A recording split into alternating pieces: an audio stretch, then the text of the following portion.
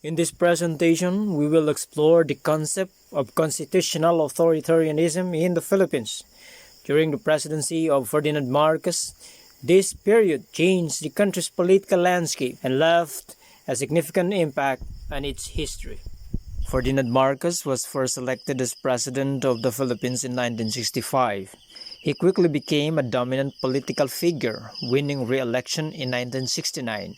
However, his second term was plagued by accusations of corruption, overspending, and growing unrest across the country.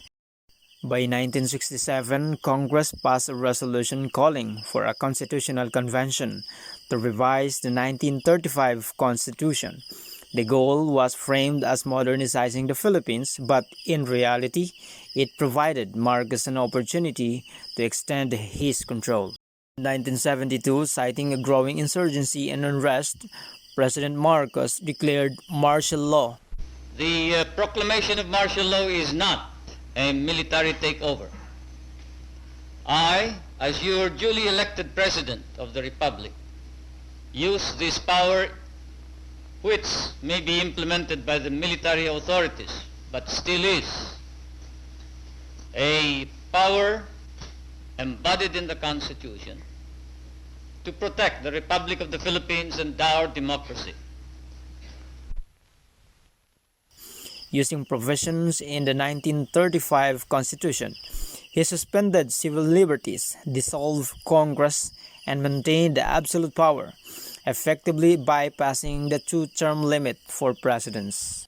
In 1973, Marcos issued Presidential Decree No. 73 to replace the 1935 Constitution.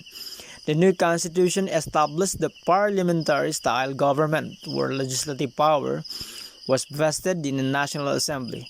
This was opposed to decentralized power, but instead, Marcos retained control as commander-in-chief and manipulated key positions to ensure his dominance. Instead of allowing a public plebiscite to ratify the new constitution, Marcos opted to citizen assemblies that were largely under his control. On January 17, 1973, it was proclaimed that the constitution had been ratified, securing Marcos' continued rule under the guise of legal authority. The constitution was amended several times, in 1976, in 1980, in 1981, and in 1984. We also include the situation of the 1980s. Marcos amassed power, discontent has also been burgeoning. Tensions escalated in 1983 with assassination of Benigno Ninoy Aquino, a prominent opposition leader, upon his return from exile. This event served as a catalyst for widespread public outrage and protests, leading to increased political mobilization against the Marcos regime. By the mid-1980s, Marcos' grip on power had weakened due to the increasing opposition, a deteriorating economy, and international pressure, particularly from the United States. The growing opposition would culminate in the 1986 People Power Revolution, which led to the fall of Marcos and restored the democracy of the Philippines. Constitutional authoritarianism is when a leader or government uses a legal framework of a constitution to justify authoritarian rule. Marcos used the 1973 Constitution to maintain an appearance of democracy while consolidating his power and controlling the branches of government. Marcos' constitutional authoritarianism lasted until his eventual ousting in the 1986 People Power Revolution. His regime left a lasting legacy of corruption, human rights abuses, and constitutional manipulation. Taon-taon, ipinagdiriwang ang 1986 EDSA People Power. Balikan natin ang mga taong naging malaki at mahalaga ang papel sa istorya ng EDSA. Una na riyan ang may bahay ng pinaslang na si Ninoy Aquino at kalaunay naging unang babaeng pangulo ng bansa, si Corazon Aquino. February 25, 1986, nang manumpa siya bilang Pangulo ng Pilipinas sa Club Pilipino. Inakala ng mga tao na kalaban pa rin nila ang militar, pero sa araw na yon ay naging kakampi nila ang mga ito para patumbahin ang rehimeng Marcos. Pinangunahan ni Colonel Jose Almonte, isa sa mga pinuno ng Reform the Armed Forces Movement o RAM, ang kudita laban kay Ferdinand Marcos. Kabilang din sa grupong RAM, sina ngayoy Senador Gregorio Nasan at iba pang opisyal ng militar. Ang dating hepe ng Philippine Constabulary at naging Pangulo ng Bansa mula 1992 hanggang 1998 na si Fidel Ramos. After all the amendments introduced, the 1973 Constitution was merely a way for the President to keep executive powers, abolish the Senate, and by any means never acted as a parliamentary system.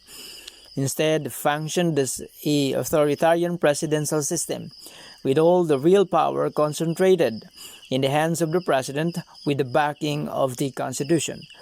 Constitutional authoritarianism during Marcos' rule demonstrates how legal frameworks can be exploited to establish autocratic control. By understanding this period, we gain insights into the dangers of power concentrated in the hands of one individual or group.